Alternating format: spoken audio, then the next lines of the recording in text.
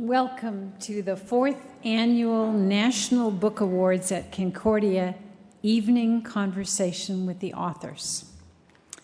I am delighted to be able to welcome Kerri Miller back again this year to host this conversation with the authors.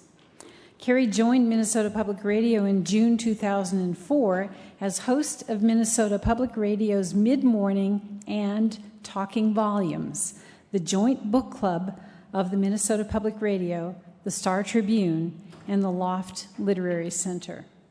She has been a radio and television news reporter since 1981. Among her numerous awards are the Society for Professional Journalists National Achievement Award and a Gracie Award from the Association of Women in Radio and Television. Welcome, Kerri. We're delighted to have you here. Thank you, Pam. Thanks for having me back.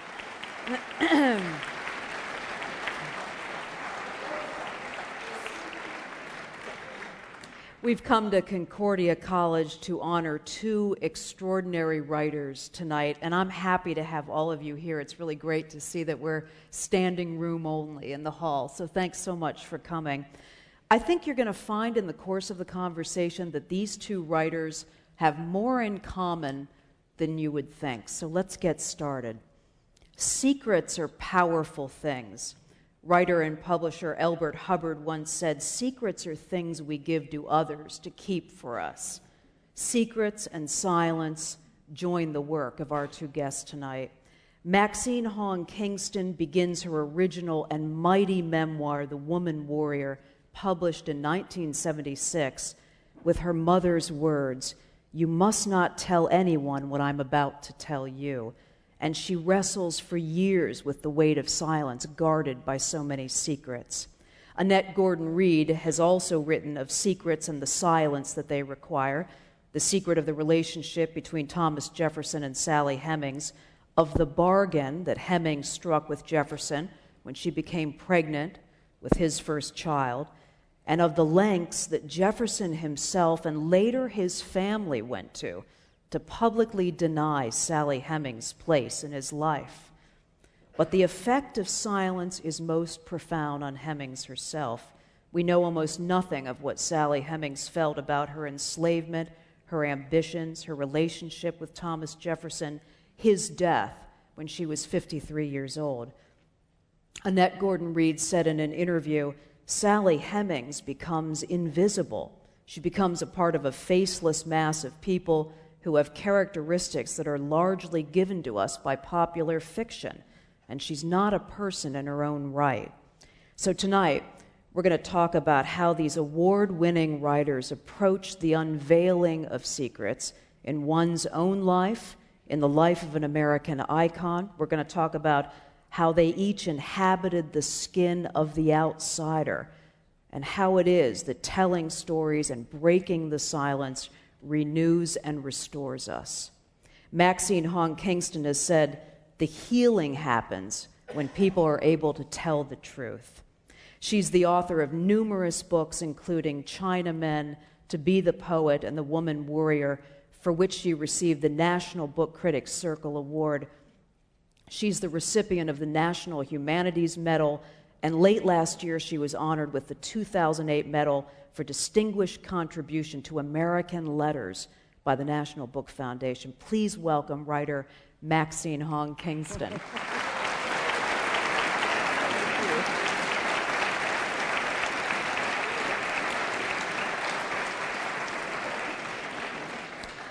Annette Gordon-Reed was also honored in 2008 by the National Book Foundation for her book, The Hemingses of Monticello. Miss Gordon-Reed is a professor of history at Rutgers University, a professor of law at New York Law School. She's also the author of several books, including Race on Trial, Law and Justice in American History, and co-author with Vernon Jordan, Vernon Can Read, a Memoir. She's also the recipient of the Pulitzer Prize. Please welcome Annette Gordon-Reed.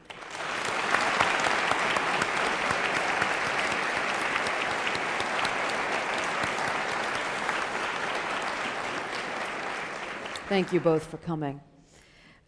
And I want to start with this idea of the cathartic power of telling stories. And Maxine, you've said that when people are able to find words, human words for human experience, the redemption and the reconciliation can begin. And I wonder how you've thought about that in the memoirs that you write, but also in the poetry and the other writing that you do. I have felt that that I have been filled with secrets, and as a child, being a very quiet child but a very observant child, I listened to everyone, and I heard the most amazing secrets. And the secrets included who is an illegal immigrant. And I knew from the conversations and stories around my parents, all the people in the community who were there illegally. And all the time, they would know that at any moment they could be deported. And but their stories were so adventurous, so exciting. The adventures of crossing borders, the dangers and risks that they took. And as a child who always had the urge or the talent to be a writer, I listened and I thought, I've got to tell these stories. And at the same time, being forbidden. It's a taboo to say it, and the consequences will be terrible. If I wrote these stories and if I got published, then my family and all the community would be deported. And so these taboos were so strong in me, and then I had to figure out a way to tell them, and I think that this is my own peculiar situation, but I think that all writers have this. There's something that has to be told that's never been told before, and then you just have to find a way to break the taboo, break the silences, break the constrictures that are in yourself that hold back the artistic expression. And so the way I did it was to find new ways and to use cunning, the way James Joyce said, to use cunning and write stories in such a way that the story gets out, but if the immigration authorities read it, they're not quite going to be able to figure out whether it's fiction or nonfiction. Annette, have you felt what Maxine is saying about this urge that you have to tell these stories and unveil these secrets in some ways? Well, I mean, for historians, we're sort of telling other people's secrets. Yeah, you are. I mean, I don't tell the secrets of my family and community. Tonight you will. Well, no. There is the urge to tell the story. Yeah. There's definitely about it. I mean, with the history, as I said, it's about, I prefer writing about people who are long gone, right? So all of the people that I'm interested in are in the 18th century and the 19th century.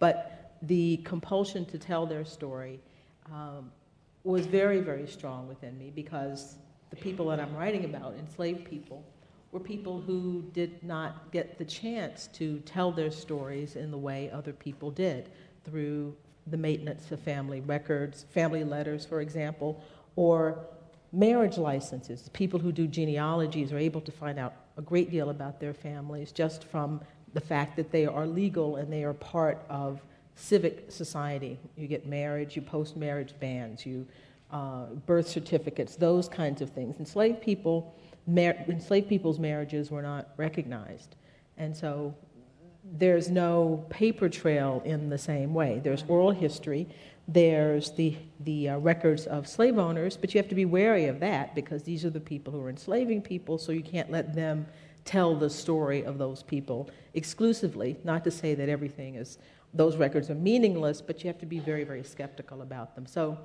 the desire for me was to be a voice for people who really didn't have a voice, to try to recover as much as I could to tell their story, because I knew that they had never had a chance to do that. And I understand that, but I also felt like, reading your book, that you were unveiling some secrets that people of that day would not, Jefferson, his family, would not have wanted people to know. Oh, absolutely. I mean, Jefferson or any of the founding fathers or people who at that time considered themselves to be great men, or people who they knew that people would be reading about them, wanted to craft their legacy. They wanted to tell stories, but they wanted to tell the stories they wanted to tell. Mm-hmm. And what historians do, not just me, and not just in terms of discovering stories about people's mistresses and things like that, but it's about putting together a family, the story of a family in a realistic way, not an idealized way that appears in people's letters and so forth.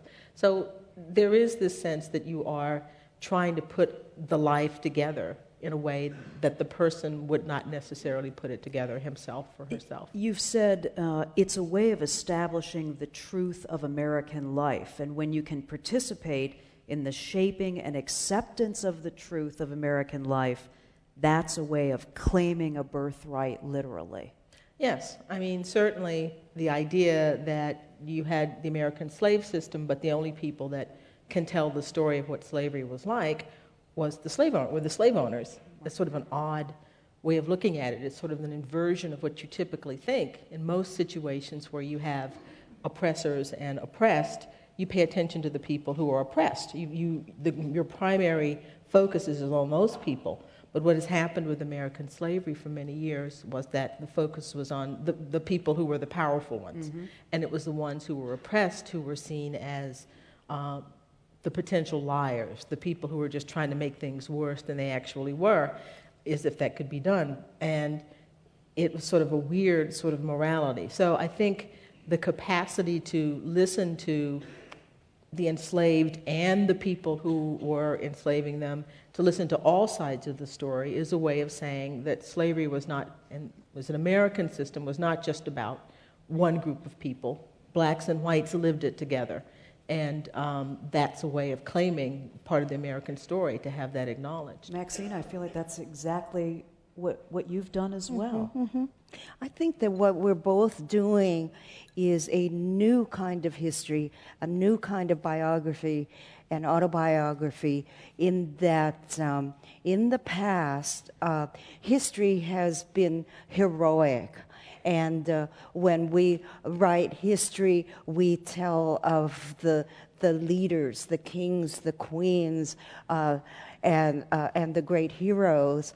And what we are doing is finding a way to tell the story of the common people, and the work there. It is a work of the imagination, because these common people are not famous. They live ordinary lives. Their lives are not documented, so it is. So I think that our work is to find those stories, to find those diaries, find those letters, to listen to the talk story, the oral tradition, which is very strong among common people, and to listen and trace that. And I do believe that in this modern age, we are finding a new way of writing history. Will you talk about the work of imagination, how you're having to fill in some of this? You have to fill in the sense that you don't have letters from people, and so much of history is, certainly about family history, is depending upon people's letters. One of the things that people asked me, was it a daunting task for you to write about people who don't have letters in the same way? Some of the Hemmingses were literate, and we do have some of their letters. Not so much, because I realized that even with the existence of a lot of documents, you don't really know the story. Mm-hmm.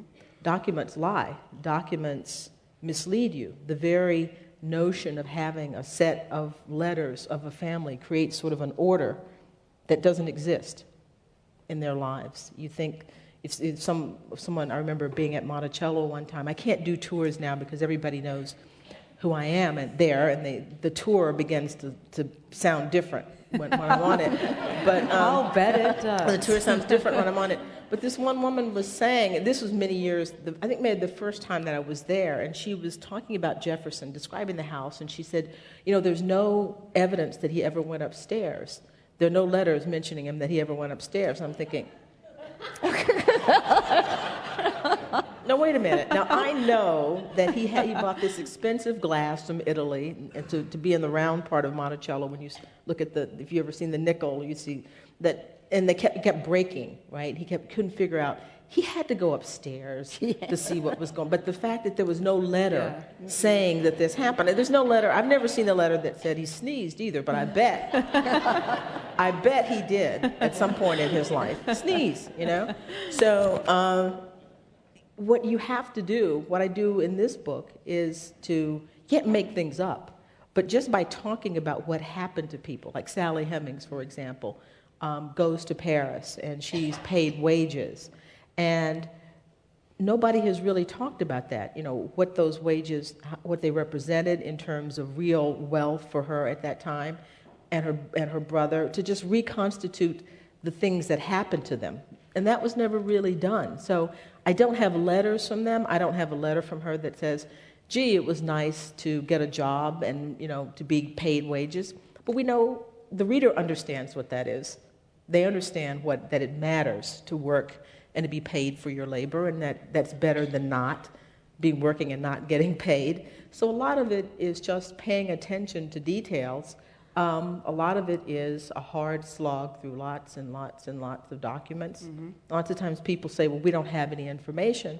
And what that kind of really means is, I don't want to go to the library, or I don't want to be in the library as long as it takes to actually pull all of this stuff out, a needle in the haystack type stuff. So it's a painstaking process, and it is part imagination. Even when you have letters, you still have to see the people in the time.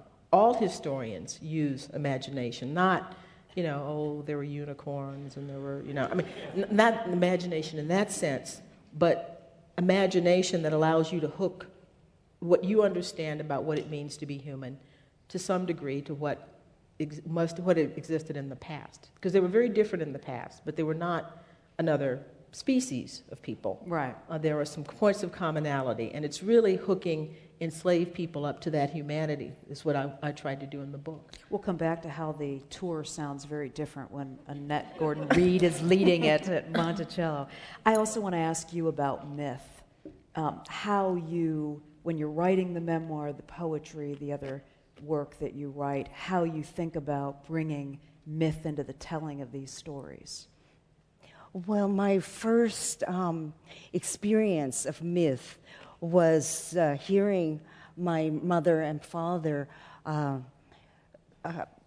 tell stories, in which they call it talk story, but from my father, it was Chinese classical poetry, which he had memorized. He memorized Confucius, and orally telling and reciting all of that. And then my mother is she comes from generations of storytellers, and my grandfather was a storyteller in his village, and every night he would sit there in the village square and talk story, and the stories, some of them could be just fun, but also they would be history, myth, family history, and it was like passing on Chinese culture orally, and Native Americans call this mouth-to-ear transmission. And so what I was receiving was the transmission of culture through centuries. And I think the myths were very important because a myth, I think, is like a communal dream. We as a community, all people who are together, we have some common stories, and these are our dreams, and we carry out myths. We hear the myths, which are like our ideals and our ancestors' plans for the future, and we hear them, and then we embody them, and we carry them on. And so I heard all these stories, and it was I know some of the stories are like admonishment stories, commandment stories, stories that give you role models, and also they are stories of a race of people. They remind you where you came from and where you should be going.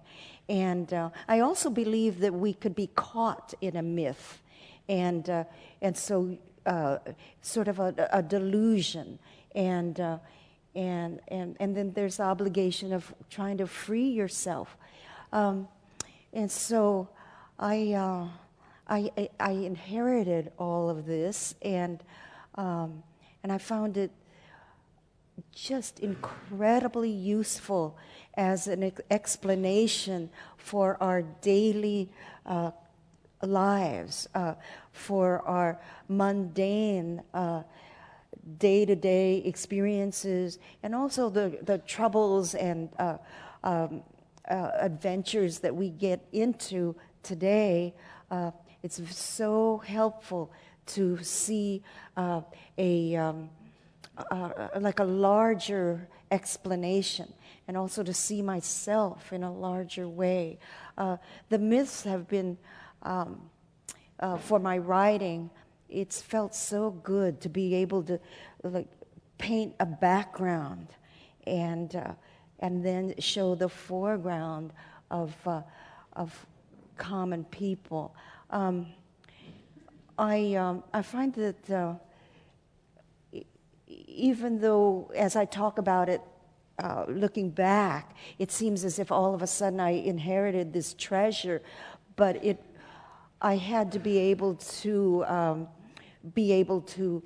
notice them and to see in what way they connect with my life. In The Woman Warrior, I wrote a story of daily life, and it wasn't until the 12th draft when I think of all the drafts as being like building a tower. And then up here, then all of a sudden, I have the perspective to see all the way to China and then see, oh, there are great myths that we can connect the common little people to. That makes sense. Will you read an excerpt? Yes, yes. And you are going to read from? Well, I thought I'd do a little pastiche or a medley. I want to read you just a paragraph from The Woman Warrior, and I want to show how a theme has gone through all of my life and all of my work. So this is just even just half a paragraph, and it is about one of the woman warriors, Fa Muklan, and she is in battle.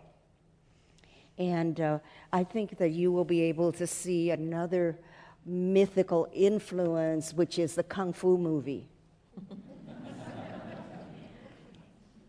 My fear shot forth, a quick jabbing sword that slashed fiercely, silver flashes, quick cuts wherever my attention drove it. The leader stared at the palpable sword swishing unclutched at his men, then laughed aloud. As if signaled by his laughter, 2 more swords appeared in midair. They clanged against mine, and I felt metal vibrate inside my brain. I willed my sword to hit back and to go after the head that controlled the other swords. But the man fought well, hurting my brain. The swords opened and closed, scissoring madly, metal zinging along metal. Unable to leave my skyward, unable to leave my skywork. Wow, that is really weird. You found something new? Is this a typo, or did I write this? Oh my gosh, this was a long time ago, and I was very young. What I'm saying is that out of the imagination, you can make weapons. Unable to leave my skyward to work itself, I would be watching the swords move like puppets. Oh, I know, it's not Sky's word, it's Sky's sword. Oh, my goodness. Oh, gosh. No. Oh, my. You know, I could rewrite forever. I've got to let it go. Unable to leave my sky sword to work itself, I would be watching the swords move like puppets when the genie yanked my hair back and held a dagger against my throat. Aha, he said, what have we here? He lifted the bead pouch out of my shirt and cut the string. I grabbed his arm, but one of his swords dived toward me, and I rolled out of the way. A horse galloped up, and he leapt on it, escaping into the forest, the beads in his fist. His swords fought behind him until I heard him shout, I am here, and they flew to his side. So I had done battle with the prince who had mixed the blood of his 2 sons with the metal he had used for casting his swords. So that is a battle that a woman warrior went through, and now I want to read a page from China Man in which my brother goes to Vietnam, and he was on an aircraft carrier, and he's been he was a sailor, a communications person, deploying the planes from off the aircraft carrier. But every once in a while, a pilot will invite him to go up in a bomber plane. So this is a scene from a male warrior, and then at this time, the weapons are so much more technical. So a while ago we had swords and horses, but now we've got planes and bombs and aircraft carriers. The pilots often invited their shipmates for the bombings. Want to come along? Come on, take a ride. Come along for the ride. The brother said no, not me, many times. Then one day he said, sure, why not? When? Sure, I'll come along for the ride.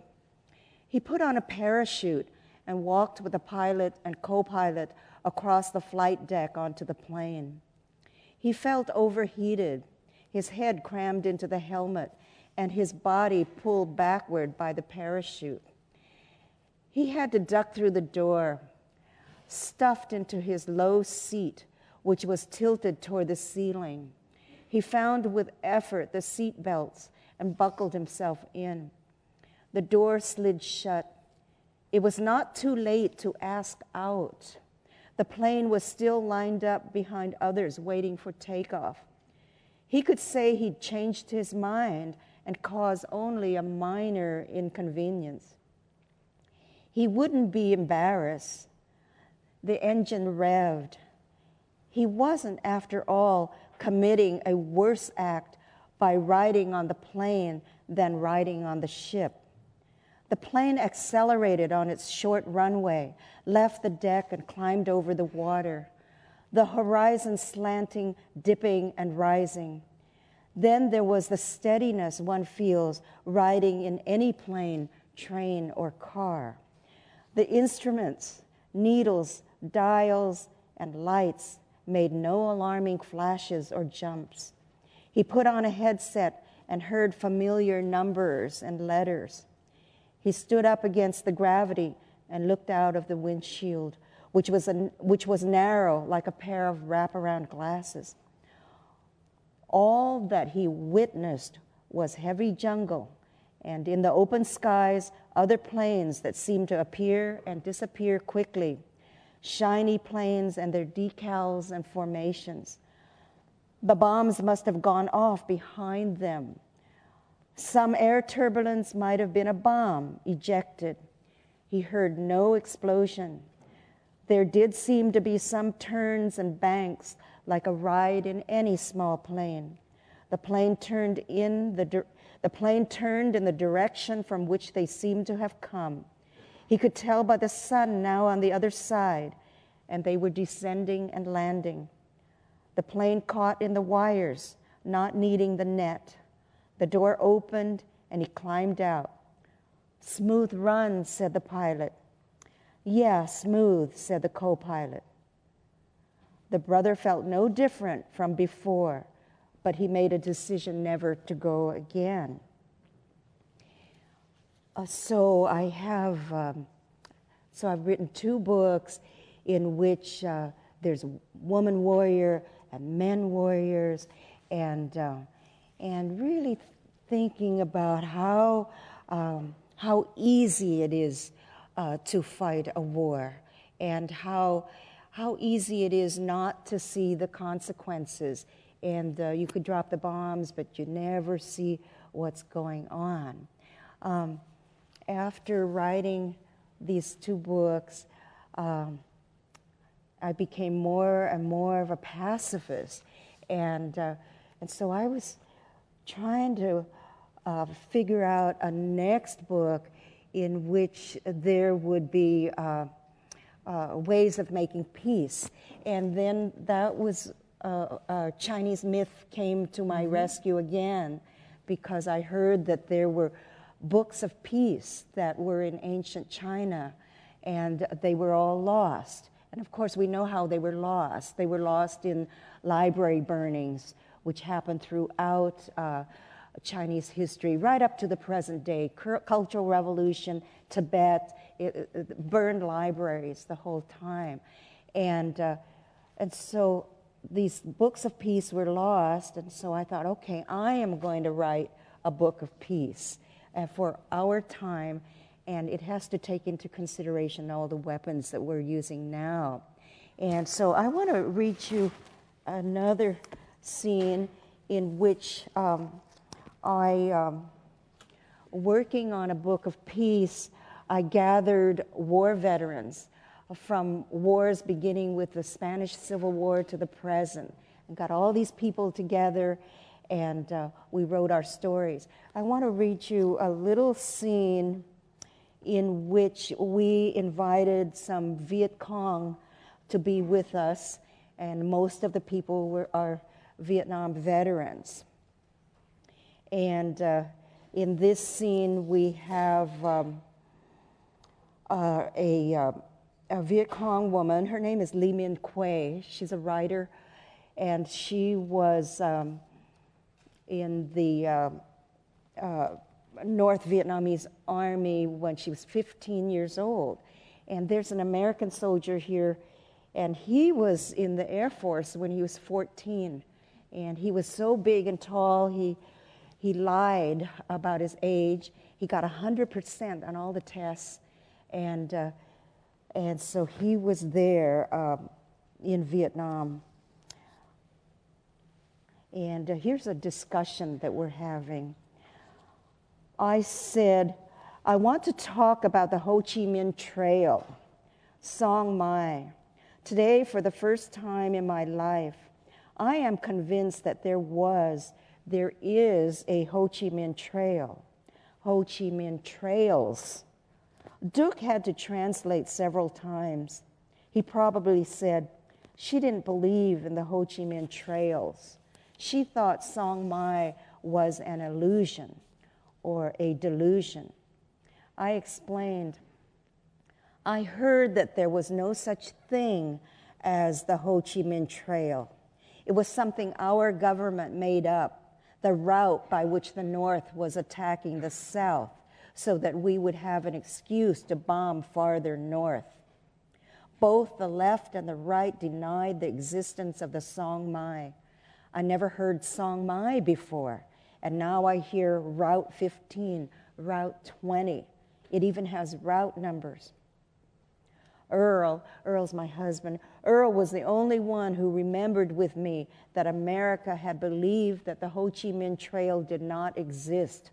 Noam Chomsky, on the grass in front of Sproul Hall on Vietnam Day, proved semiotically no Ho Chi Minh Trail. Lee Min Kwei said, yes, there was a Song Mai. I helped build it.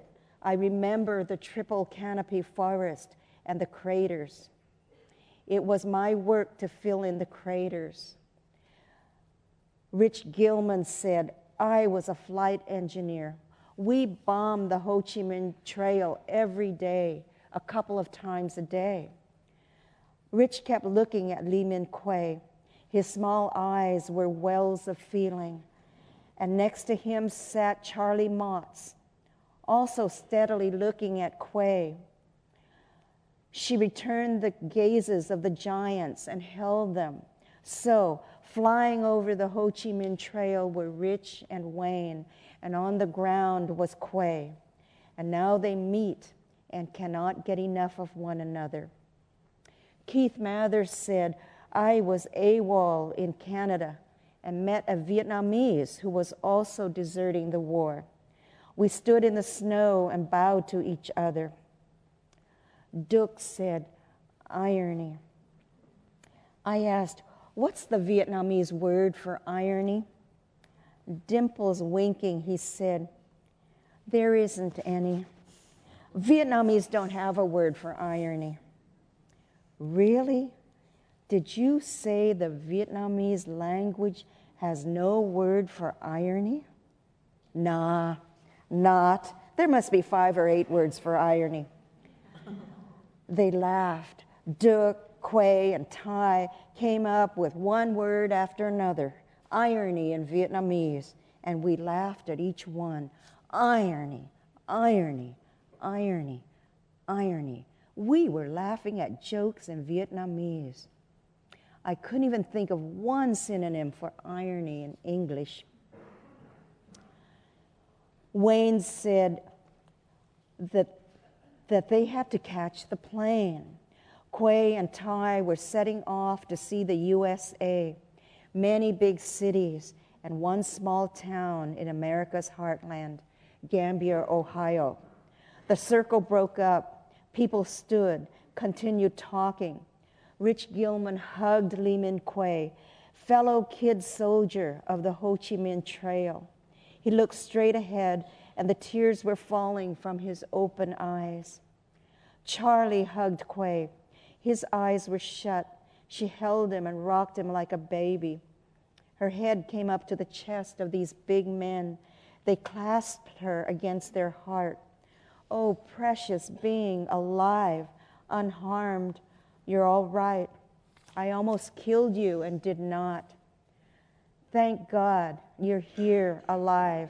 I did not kill you. You are dear to me. dearest, oh, glad, glad. They had not seen the enemy. The VC had been invisible, hidden in the dark, in the jungle. She had been the enemy. This lovely, lovely woman. You're listening to a conversation at Concordia College in Moorhead with writers Maxine Hong Kingston and Annette Gordon-Reed, and I'm Kerri Miller. Before you read an excerpt about Jefferson and Sally Hemings in Paris, I'd like to know how you imagined her and how the portrait began to fill in the more research you did and the more writing that you did. We don't really know very much about Sally Hemings. People describe her. What you know, people described her in terms of her physical description, what she looked like, that she was a beautiful woman. That's what people remembered, but not very much about her beyond that, a few stray comments and so forth. So what it really involved was thinking about the things that had happened to her. There's a tendency, I talked a little bit today about seeing enslaved people as a monolith, that the story blacks are seen and enslaved people are seen sociologically. What's happening to the group is taken as what's happening to an individual person. White lives are written from the inside out, and black lives are written from the outside in.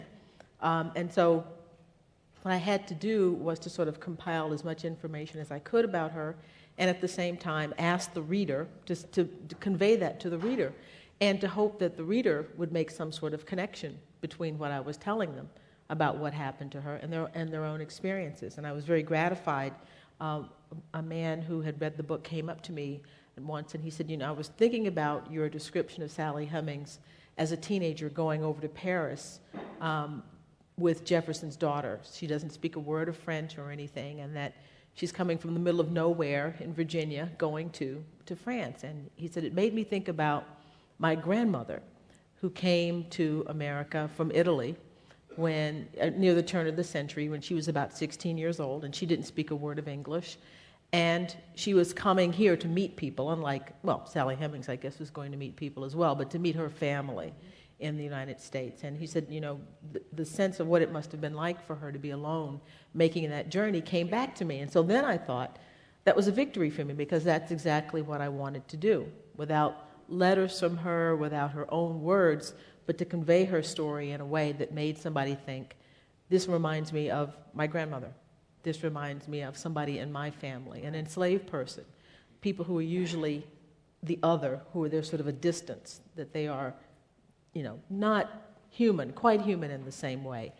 To have a reader make that kind of connection was exactly what I wanted to do. What do you mean when you say white lives are written from the inside out, black lives are written from the outside in? Do you mean of that era? Or? I think just in general now, in popular culture, in novels, it's very, very difficult. It's very seldom that I see truly drawn black characters.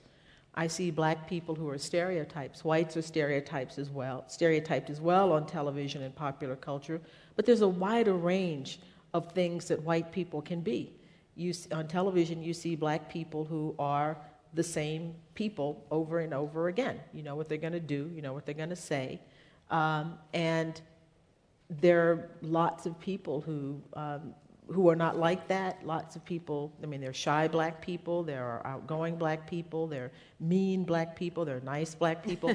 Every single thing that exists among whites, personality-wise, you have with blacks. But do you ever see that? And you actually don't. Do you feel like that is in, you mentioned television, do you feel like you also see representations of that in literature, even with as many African-American writers as there are?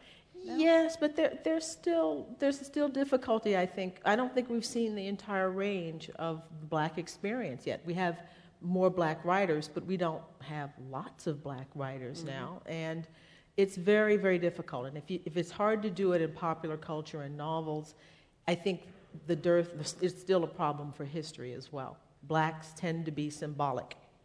They are symbols of something and not an individual person. So when I say that lives are written from the inside, I think whites are allowed to be individuals in ways that black characters, and certainly enslaved people, and I understand that. The magnitude of slavery is such that you don't want to be seen to ignore that. Mm-hmm. You know, you can't pretend that these people are just sort of in a, you know, a bad employment situation. You know, something that's, you know, it's something, it's more than that. It's something, and it's all-encompassing, and I understand the attention to that, but people who are enslaved, these are individual people who are under that overlay, and I'd like to the extent that I can, in a place where because Jefferson kept lots of records, and the Hemmingses, the story of Thomas Jefferson and Sally Hemings kept their story alive in their family for many generations, actually in the generations of other people enslaved at Monticello too. They're doing a special project there called Getting Word, and they're interviewing the descendants of all the people who were families who were at Monticello. And some of those people, not only do they have their family story, but they have the story of the Hemmingses too. That's sort of a thing about the neighbors that you know, that people sort of kept in their family lines as well. So it's really about, I mean, that's what I meant, to try to get at the individuality of black people who are under slavery, but also keeping that picture in mind as well. Tell us where we are in the story here. Well, I thought I would read something. One of the things that's interesting about the Hemmingses is that they had varied types of lives. James Hemings and Sally Hemings, who were, I should say, the half-sister and brother of Jefferson's wife. So Jefferson's wife, Martha, her father, John Wales, had children with Elizabeth Hemings, who was Sally Hemings' mother. They had 6 children. Sarah, Sally Hemings' real name is Sarah, Sally's the nickname, was the youngest. And Jefferson, they're both in Paris with Jefferson at the end of the 1780s, when he goes there on a mission for the United States and actually becomes minister to France, succeeds Benjamin Franklin, who had been the first minister to France there. So what I wanted to talk about was, the second section of the book, talks about James and Sally Hemings. Most of Jefferson in Paris, when you read about Jefferson in Paris, obviously it's about Jefferson.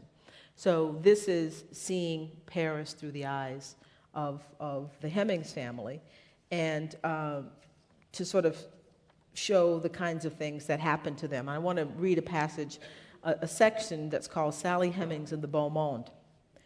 In the midst of this impending collapse of French society, Jefferson decided to go back to Virginia, to leave his daughters with their relatives, settle his financial affairs, and then return to France briefly to finish out his mission. He'd been thinking of doing this for a while, but did not make his formal request for a leave of absence until the fall of 1788. His plans were not secret, and James and Sally Hemings, along with the rest of the Jefferson household, knew their time in the country was not long. Jefferson's plan actually had very different implications for the brother and the sister. If James Hemings did not want to take his freedom at that point, he could expect to return to France with Jefferson and resume his old role as chef de cuisine. Sally Hemings was more likely destined to remain in Virginia with Patsy and Polly. Going home would be the end of what had been an extraordinary experience, particularly given what had happened during her last years in Paris. She was receiving a steady monthly wage, and Jefferson spent a good amount of money on her clothing, nowhere near as lavishly as he spent on his daughter Patsy over her years in Paris, but enough to make a definite change in Hemings' self-image and her day-to-day existence. In a relatively short period, in the spring of 1789, Jefferson spent about $32 on clothes for her, in today's terms, a little under $1,000. Neither Jefferson or anyone else gave a reason for the sudden rise in his spending on Hemings, although Fawn Brodie portrayed this as signaling the beginning of the Hemings-Jefferson affair. Jefferson, in time-honored fashion, was rewarding and seeking to impress a young woman who was, or he hoped to make, his mistress. Lucius Stanton has noted, however, that the expenditures were made at the same time that Patsy Jefferson began to appear more frequently at society functions in Paris, and Jefferson started to spend even more money on her clothing after he removed his daughters from school, anticipating their return to America. Patsy had been going out before April 1789, but with no school in her life, she was now free to do so more frequently. According to Jefferson's white family's tradition, she was strictly limited to 3 balls a week and participated in other social occasions that took her into the homes of others. The daughter of a diplomat had to appear dressed in a style suitable to her station, and Hemmings, who went along to the balls and dinner parties as her lady's maid, had to be properly dressed as well. The two explanations for Hemmings's sudden burst of spending on Hemmings's clothing are not mutually exclusive. Jefferson had the final say about whether Hemmings went along to attend Patsy at parties and balls, and he knew these occasions would have meant a great deal to her. Dressing Hemmings in nice clothes and allowing her to go to social functions with Patsy fits as easily with the notion that he was attempting during this period to make her feel good about him as with buying her nice clothes just so she could wear them as she walked around the Hotel de Langeac. The reasons for the clothes aside, one would love to have some account of Sally Hemings, the slave girl from country Virginia, being outfitted for clothes in Paris. One day after recording one of the expenditures for clothing made for Sally, in quotes, Jefferson noted his payment for tickets to attend, quote, a benefit for a 9-year-old mulatto violinist held at his daughter's school. The violinist whom Jefferson went to see and support was young George Bridgetower, who made his Paris debut that spring, performing 3 times at the renowned Concert Spirituel.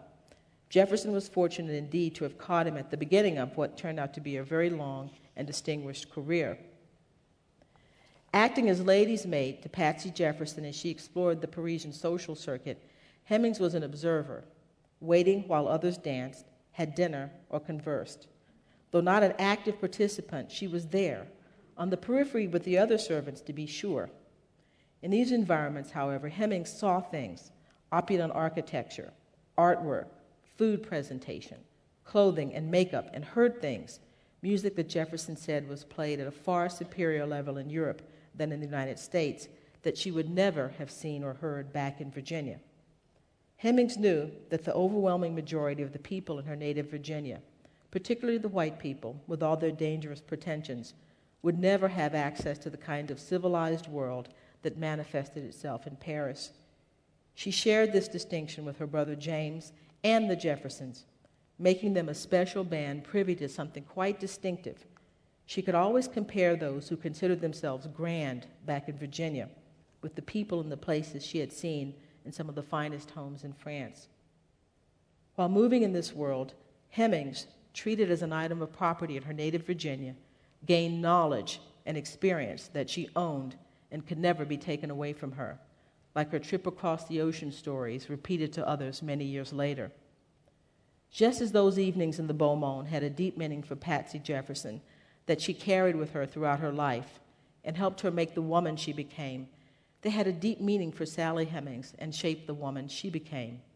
They were both young females, around 1 year apart, who probably looked forward to and enjoyed very much dressing up and making themselves look attractive, thinking of how they compared to other females in the room and, no doubt, silently comparing themselves to each other, and of what effect they were having on the males. Not one of the feelings, thoughts, and yearnings of a young person was foreclosed to Sally Hemings.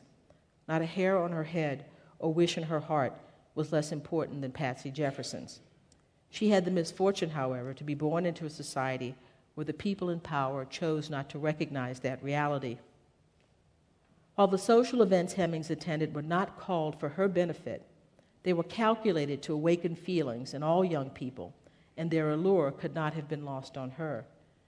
These gatherings and dances were very obviously set up as opportunities for young males and females to engage with one another in a supervised setting. Patsy Jefferson was not on the scene to find a husband, at least her father did not want her to be, though these occasions served that function. Dances and balls were a sort of mating ritual, which is why young women had to be of a certain age to attend them. According to French custom, of which Jefferson strongly approved, ladies did not dance after they were married.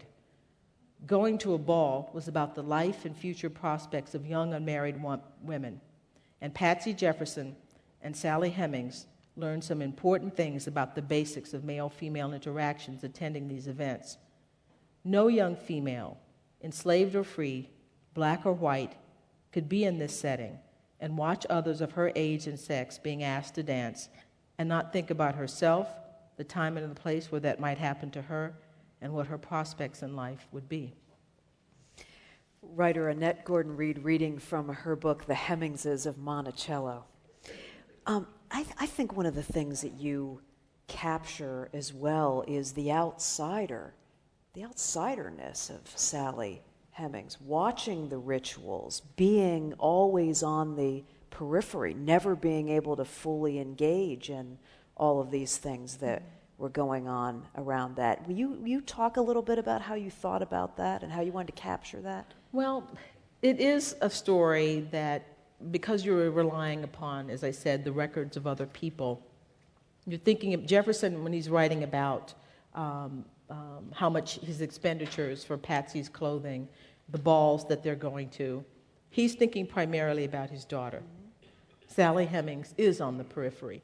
What I don't know, and what I do sort of refer to here, is to what extent did she and James have connections to other people outside of the Hotel de Langeac. The Hotel de Langeac was where Jefferson lived when he was in Paris. It's no longer standing now. There's a plaque where it was. And actually, there's a tour, I think it's called Black Paris, and a lot of African Americans who go to France take the tour, and they're sort of the highlights of where black people lived, or James Baldwin and various people, and where the Hemingses lived is part of the tour. Wow. So that's actually kind of interesting. People stop and pay homage to that.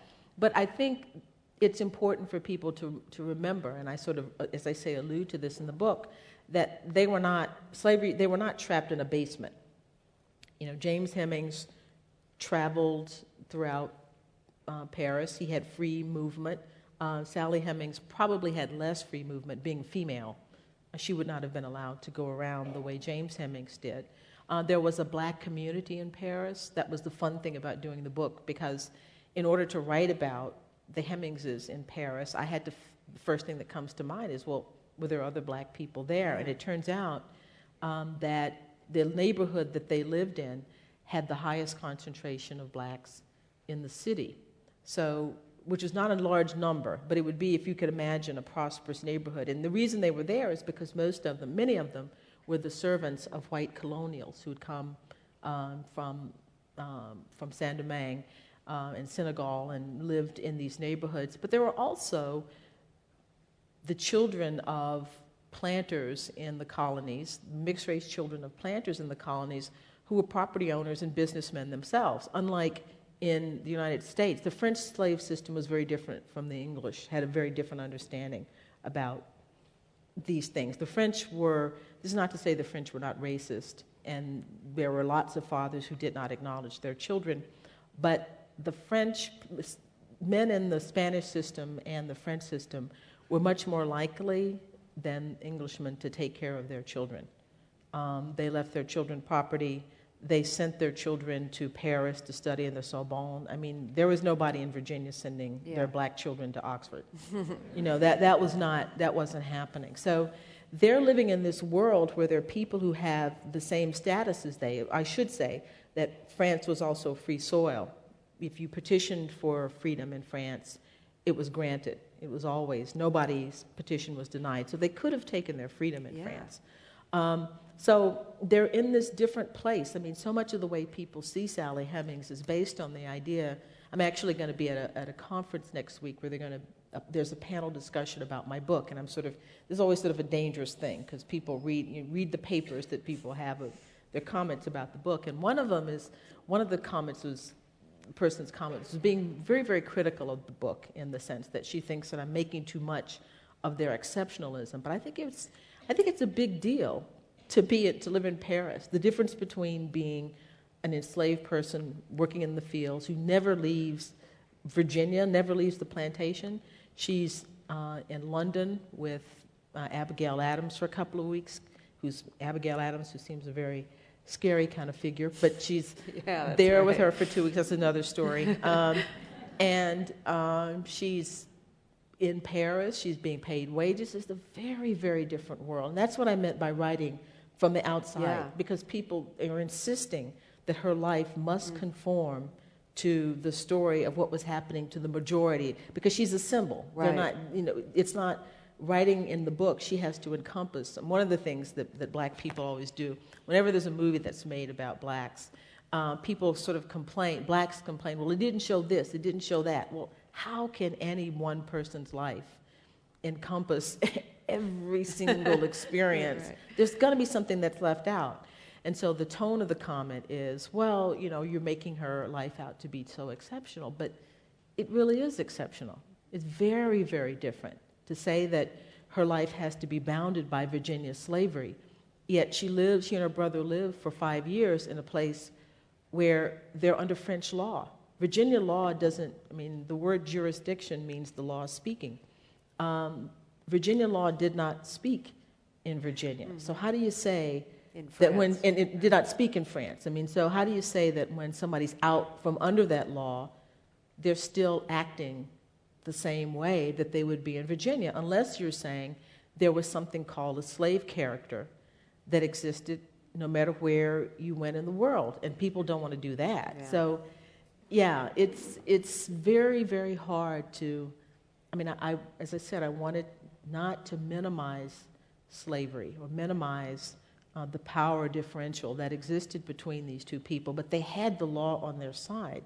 So you can't say law makes you powerless, but you go somewhere where the law is on your side and you're still utterly powerless. That's not a statement about slavery. It's almost a statement about blacks, in a way. It's a statement about sort of an endemic thing that you think is a part of a person. So fighting against that is a very, very difficult task, and that's why, it took a lot. I spent a lot of time trying to write to express myself on that, to explain how I know that slavery is still a problem, but this person had a different life. Maxine, I wonder if you believe that what Annette said about the way lives are portrayed, white people from the inside out, black people from her perspective from the outside in, occurs in the literature about other minorities, Asian people, Hispanic people.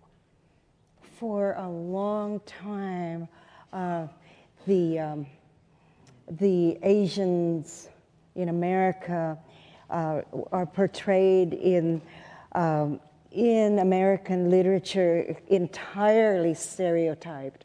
I remember how very shocked I was as a girl reading Louisa May Alcott, whom I loved, and I wanted to be Jo March just like anybody else. Did.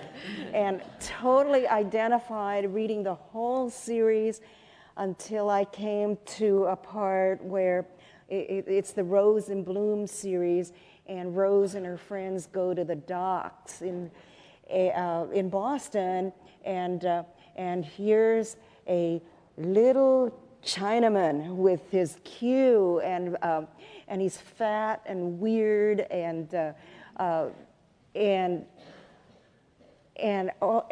that moment, it was like I popped out of literature, or I popped out of American culture, because I had so identified with the Little Women, and all of a sudden, that's not them.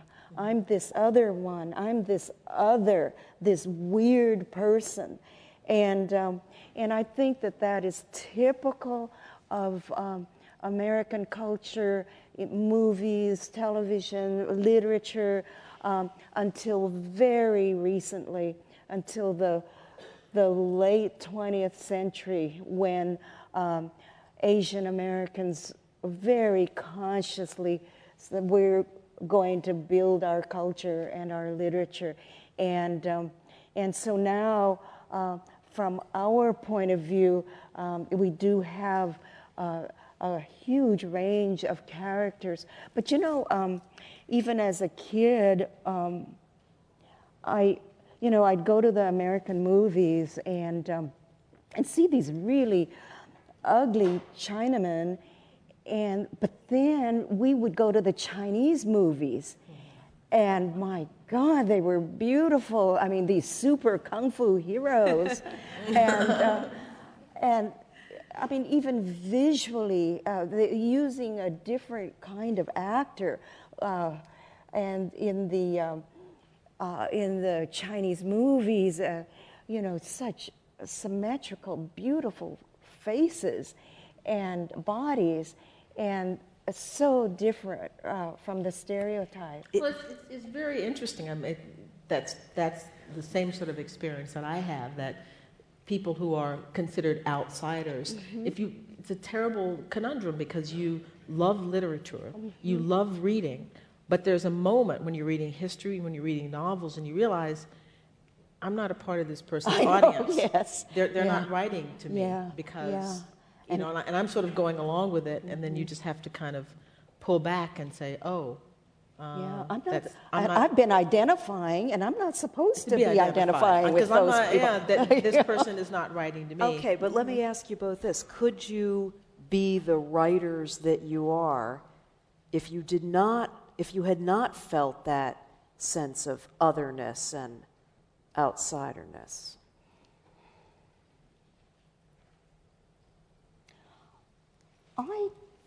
As a writer, I keep trying to not be thrown off or be influenced by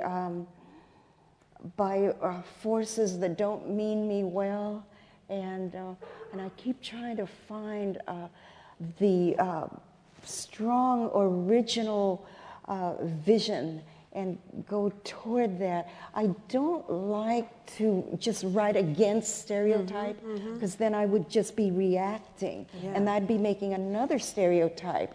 And so the challenge is to come with something new and true. And I think that's exactly right. It isn't just to be oppositional. Right. It's that you have a vision of, if I'm writing about the founding era, and if I'm reading about the founding era, and I think something is left out, and I'm thinking that there's another way to see Jefferson that I think is important, that's what I concentrate on doing. It's not, okay, you know, tit for tat. It's that there's a different vision altogether about what this was about. But I didn't mean so I have to take up the cause and my writing is all about opposing this. I meant you come with the kind of world view and perspective, I would think, on some of this because of growing up in Conroe, Texas, right? And being the only black girl in the class, right? I mean, would you be doing what you're doing had you not had that kind of experience and felt that kind of... I don't know, but I know that those experiences, I see what you're saying, those experiences inform my vision of things. It certainly made me think about things in ways that I would not, may not have if I'd grown up in, you know, in the Bronx or Manhattan, and I'd been in an all-black environment, and I hadn't integrated a school, and I hadn't been forced at an early age to think about race and what it means. Yes, I think it's, so it's not oppositional writing. Right. It's just that when you're an outsider, you're forced to think there's more in the world, and maybe I can say something about those other things that people don't seem to be seeing. The way I see stereotyping is that it makes me very small, and my world is small and uninteresting, like a ghetto, and I need to be larger, and I have to break free. And so, as a writer, I have to make the world bigger, and so I could be influenced in that way. That I know how big and large my vision and my books have to be in order to break out of those constrictions. Yes, Annette? Absolutely. I mean, it really is. If you know that the world is bigger, then you can look to more things. Look to more things as a way, as a subject matter, as a way of presenting, a way of trying to communicate with other people in something that's not the sort of narrow thing. I was saying the other day, you know, sometimes I have this habit. It's probably a bad habit of reading the comment sections in blogs. Oh, yeah. That's trouble. I would never do them about me. I mean, no, I've gone over that. But someone was talking about the president and was saying, well, he's not black. He's, not only mentioning that he's biracial, but they said he's culturally white. And I'm thinking, what the heck does that mean? What does it mean? So it would be interesting to talk to that person. What does it mean to be black, to be culturally black? What is that one thing that culturally black is? Yeah. That because he went to college, went to law school, means that he's not, it's almost, and obviously it's that he's the president and he can't be a black president. But he is. I mean, so it's like things that are not, anything that is not in that mold of what Right. blackness is, well then obviously, he's not culturally black. Aren't we still coming to grips with that? He's culturally Hawaiian.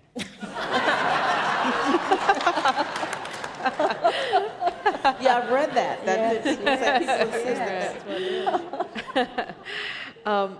I want to ask you both if you will close with, Maxine, one of my favorite parts of your book to be the poet. Would you do that? Yes. And here it is. And it's just, I guess what I do here is set out what I want from writing. What about dreams? What about them? They blur and leap. They hide and they reveal. They feel like poems, except without words. There's flight, there's music, but few words. My people in dreams rarely converse. Can I fly to poetry via dream?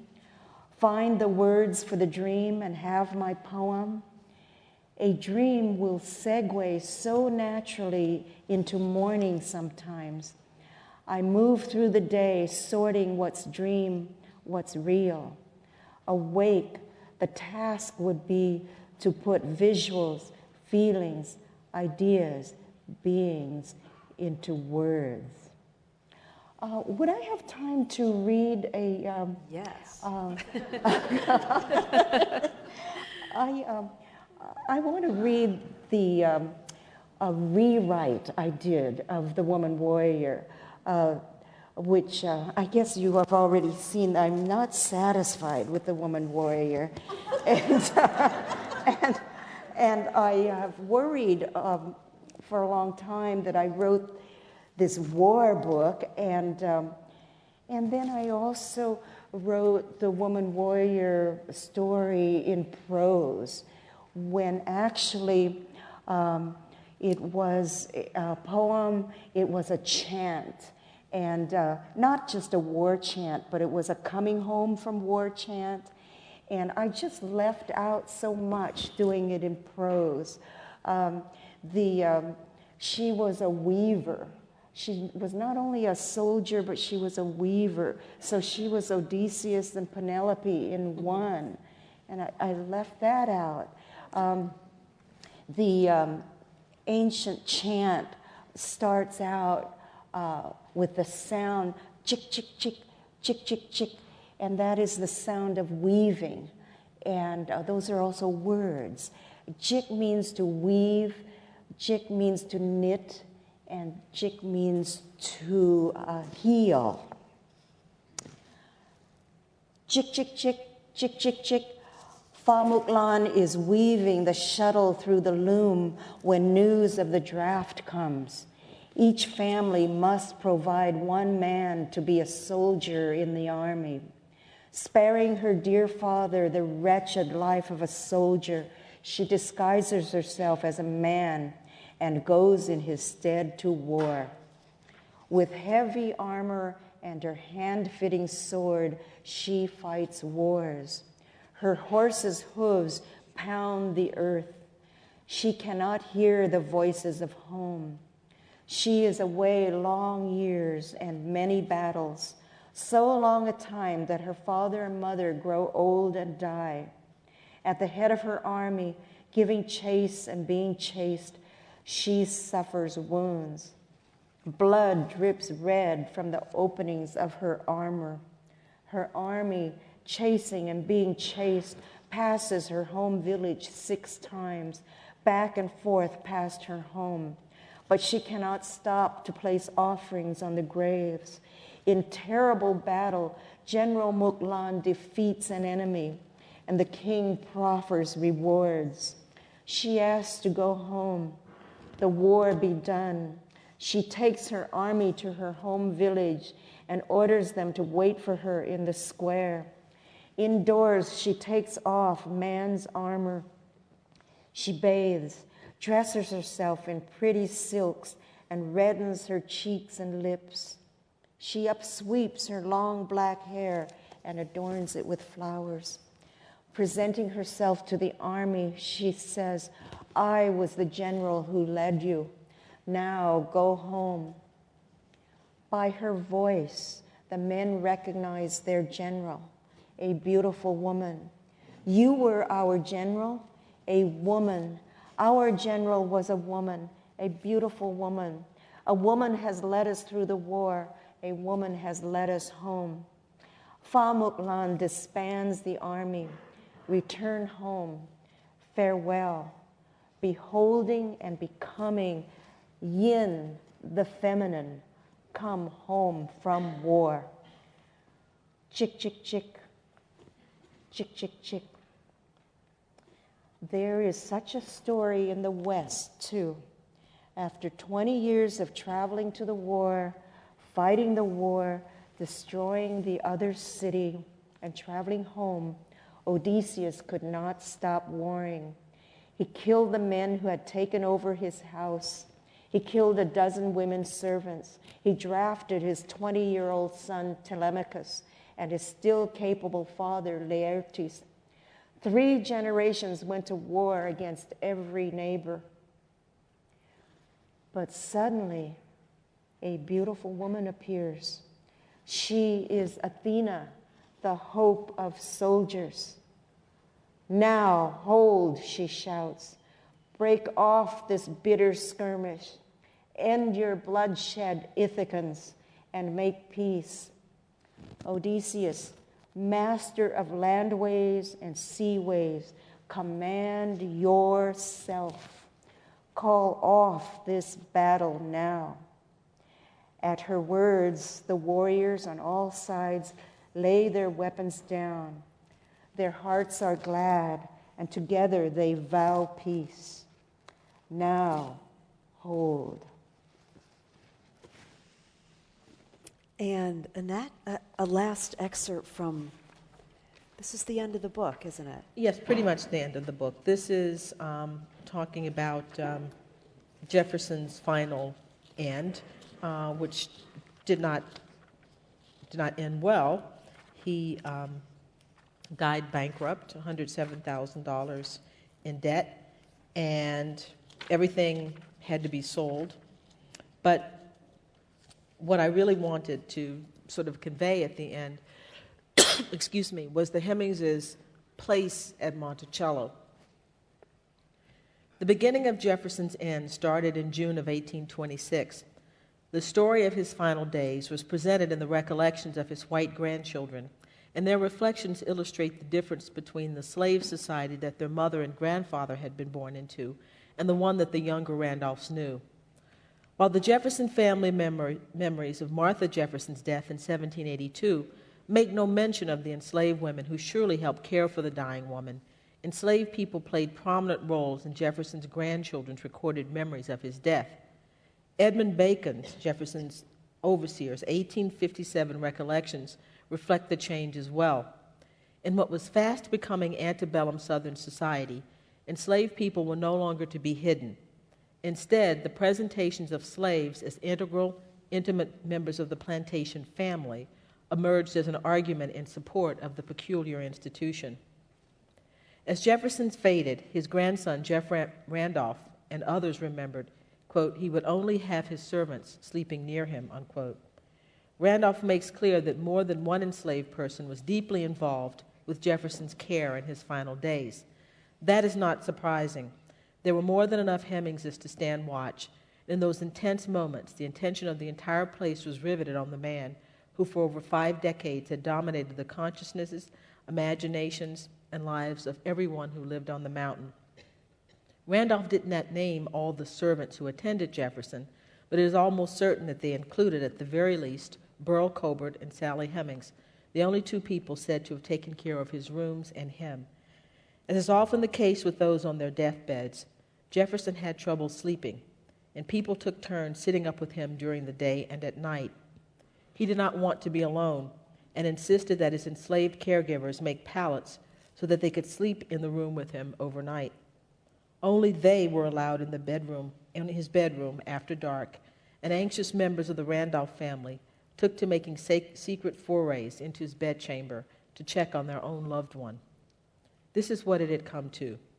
The people who had nursed him from the beginning of his life, whose energies he had harnessed for his own use up until this moment, were now called upon to care for him as he faced his last days on earth, sitting up with him at night, sleeping on pallets around his bed to be ready to hear when he called out in need, in fear, or out of simple loneliness.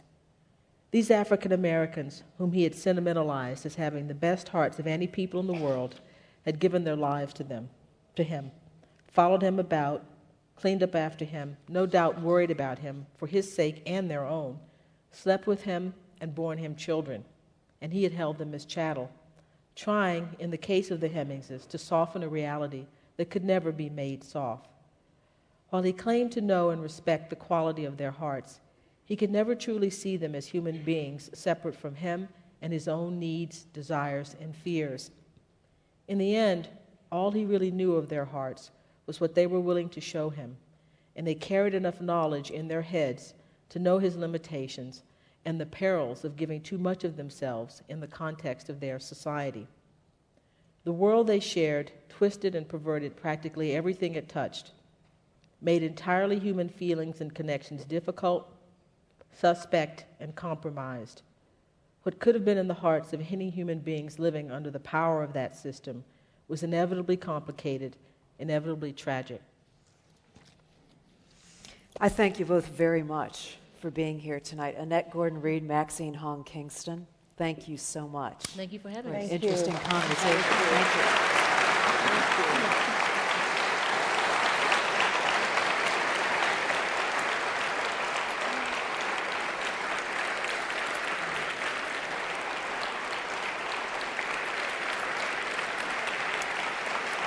There's a book signing after. Pam, do you want to announce that, or do you want me to? Okay. Well, I've got the mic. So. Yours is probably on, and this one. Oh, this Go one ahead. is too. Yes, we do have a book signing afterwards. I'm looking around for Scott or Tracy. I'm sure that I can see Scott. We'll probably have you set up out there. Thank you. And then a reception. Oh, yeah, of course. Okay. Of course. Thank you all so much for being with us this evening. Thank you. So organized and so able. Thank you.